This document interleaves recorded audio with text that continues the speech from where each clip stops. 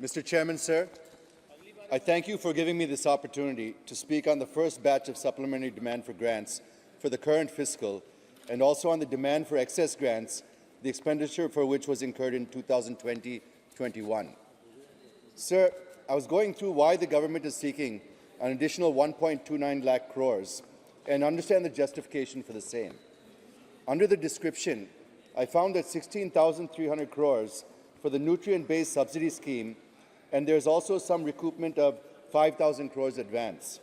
But your supplementary demands shows only 13,351 crores. So there is a mismatch. I would like to know from the Honourable Minister why the disparity and difference in the figures. Secondly, sir, the FM has allocated 1.7 lakh crores in budget FY24 for fertilizer subsidies. And if you add 13,351 crores, it comes to 1.88 lakh crores, sir. But if you look at the total expenditure in FY23, it was a whopping 2.55 lakh crores. So now that we have a reasonably better monsoon, the outgo would be more. And since the cost of natural gas has also gone up, a higher amount will be needed for fertilizer subsidy.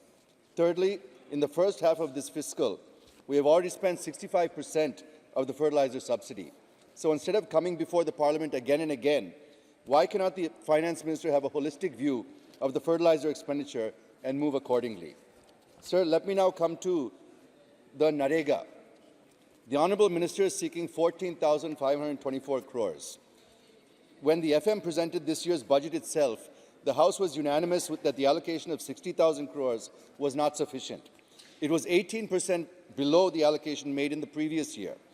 But I would like to know from the Honourable Finance Minister whether this is sufficient for the entire financial year, since the demand is likely to increase in the coming months. Taking advantage of this, sir, there have been demands from every corner of the country to increase the minimum number of days of work under Narega to 150. Now that AP has been battered by Cyclone Mishong and people have suffered badly, particularly the farming community, I request the Honourable Finance Minister to announce 150 days of work under Narega and continue this 150 days on a regular basis going forward as well. Sir, I also thank the Honourable Prime Minister and Finance Minister for releasing 493 crores to AP under the National Calamity Relief Fund to meet the expenses due to the Cyclone Mishong. After the Cyclone Mishong has left a trail of devastation in AP and Tamil Nadu, despite my previous appeal for 5,000 crores interim relief for Andhra Pradesh, only less than 500 crores has been dispersed so far. Sir, the President of the Telugu Desam Party, Sri Nara Chandrababu Naidu, has urged the Honourable PM to declare it a national disaster. Over 22 lakh acres of crops in AP have been decimated, with losses exceeding 10,000 crores. I implore you to expedite the enumeration process, send a central team, and release the funds swiftly to aid the distressed farmers, many of whom have been seen committing suicide because of the financial impact on them, sir. Sir, the next point I wish to touch upon is about the borrowings. The Honourable Finance Minister has set a target of market borrowings of nearly 15.5 lakh crores for this fiscal. I think in the first half of this financial year, the government has already borrowed more than 60% of that figure.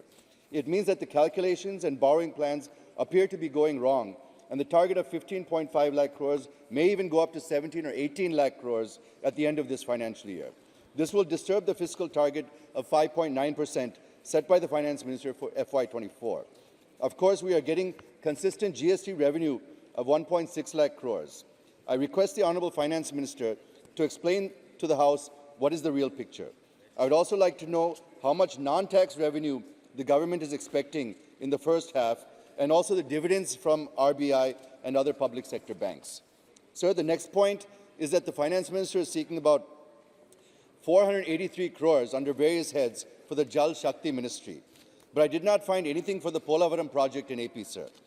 There are reports in the media that the government is in the process of approving 31,625 crores for the first phase of Polavaram. I think the Jal Shakti Ministry has also approved this. I would like to just remind the Honourable Finance Minister that she has approved the release of 12,911 crores on 5th June of this year. Works of 16,000 crores have already been completed, and works of 15,000 crores are yet to be taken up. Now, there is an additional 2,600 crores needed for the first phase, since the FM has already approved 12,911 crores. I appeal on the behalf of people of Andhra Pradesh to kindly approve the first phase estimates of Polavaram and release the amount without any further delay. Sir, the entire bifurcation of AP was done on the premise of Section 93 of the AP Reorganization Act 2014. Section 93 says that the central government will take all necessary measures as enumerated under the 13th schedule for the progress and sustainable development of the successor states for a period of 10 years. Sir, only a few months are left to complete 10 years, 3 months or 4 months to be precise. We have been hearing about high-level meetings between the Government of India and Government of AP officials, and one such meeting was held last month, but nothing tangible is happening on the ground. Sir, the Durgarajapatnam port is Government of India's guarantee. The AP Reorganization Act says that the first phase should be completed by 2018. However, this project has not even been started, sir. The metro rail projects proposed in Visakhapatnam and Vijayawada, Guntur, Tenali were Government of India's guarantee, but these have also not started. I think some private developer has come forward to share 60% of the project. I appeal to the Honourable PM to please take this up. Sir, the new railway zone is another one of Government of India's guarantee. 106.89 crores were sanctioned last year, but is only for revenue expenditure. 10 crores was given in 23-24. The zone is yet to become a reality. Sir, the Greenfield crude oil refinery and petrochemical complex was Government of India's guarantee. Nothing has happened. Sir, the construction of educational institutes is running at a snail's pace and is not going to be completed within the prescribed time of 10 years. All I request is the timely delivery of the Honourable Prime Minister's and the Government of India's guarantees before the June 2024 deadline comes up, sir. Coming to the excess grants, I wish to submit that these excess grants have been scrutinized by the Public Accounts Committee. It means that the committee has scrutinized threadbare these grants. I have little to say on this, since these excess grants are related to free food grains being given to the poor under the PMGKAY scheme, which has now been extended till 2028.